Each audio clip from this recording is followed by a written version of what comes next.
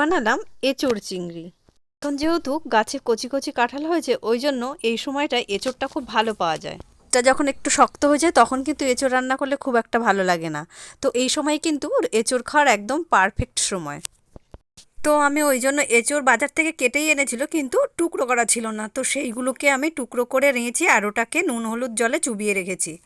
এইদিকে আমি চিংড়িগুলোর খোসাটাও ছাড়িয়ে নিচ্ছি।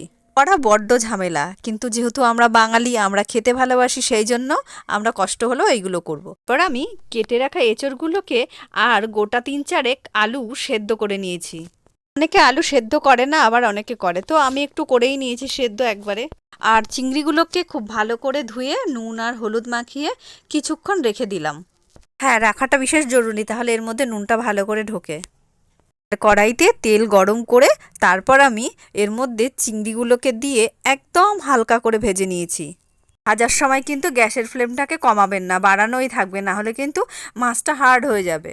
মাছগুলো ভাজার পর এইবারে আমি একটি পাত্রের মধ্যে সেগুলোকে তুলে নিলাম। আর এবারে আমি সেই সেদ্ধ করে রাখা এঁচড়গুলোকে এর মধ্যে দিয়ে বেশ ভালো করে ভেজে নিলাম। আর এর মধ্যে অবশ্যই লবণ দিতে হবে আর একটু হলুদ দিতে হবে, না হলে কিন্তু ভালো কালার আসবে না। আর বন্ধুরা, তোমাদের যদি আমার এই রান্নাটি ভালো লেগে থাকে অবশ্যই কমেন্ট করে জানিও।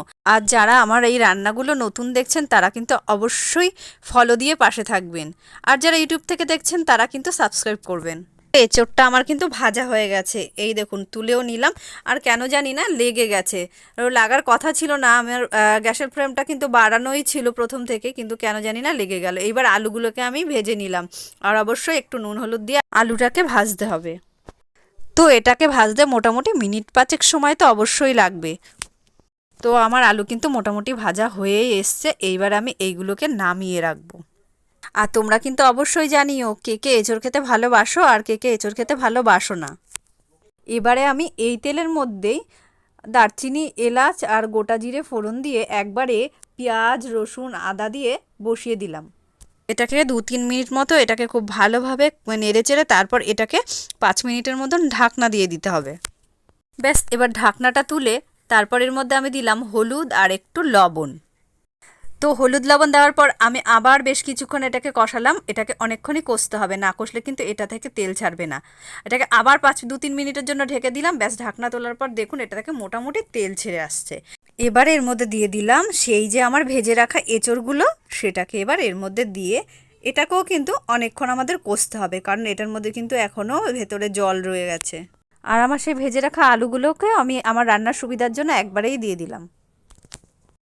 দেখুন, আমরা রান্না তো সবাই করি, একই মশলা একই সব কিছু সবাই ব্যবহার করি, কিন্তু এক একজনের রান্নার হাত কিন্তু এক এক রকম।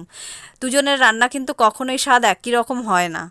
আর রান্নার মধ্যে কিন্তু সমস্ত কিছুর পরিমাণটা খুব গুরুত্বপূর্ণ। মেন উপকরণ হলো নুন আর ঝাল, এই দুটো যখন পারফেক্ট হবে তখন রান্নাও কিন্তু পারফেক্ট হবে। যে আজ আমি এঁচোড়ের জন্য দিলাম কিছুটা শুকনো লঙ্কা বাটা। এর সঙ্গে কিন্তু আমি একটুখানি জিরে গুঁড়ো দিয়েছি, আর কিছুটা ধনে আর জিরে একসঙ্গে বেটে নিয়েছিলাম, সেই বাটাটাও এর মধ্যে একসঙ্গে দিয়ে দিলাম। দিয়ে আবার বেশ কিছুক্ষণ কষালাম। এটা মোটামুটি কষানো কিন্তু আমার হয়ে গেছে। আর আমার ভেজে রাখা চিংড়িগুলোকে এবার এর মধ্যে আমি দিয়ে দিয়েছি। এবার কি করতে হবে, একটু জল দিতে হবে। তো জলটা আমি একটু বেশি করেই দিলাম, কারণ একটু ফুটলে তাহলে এরা কী হবে, ঝোলটা বেশ গাঢ় হবে। তো এটাকে বসিয়ে দিলাম। দেখো রান্নাটা কত সুন্দর হয়েছে, দেখতেও কত সুন্দর হয়েছে। কেমন লাগলো বন্ধু?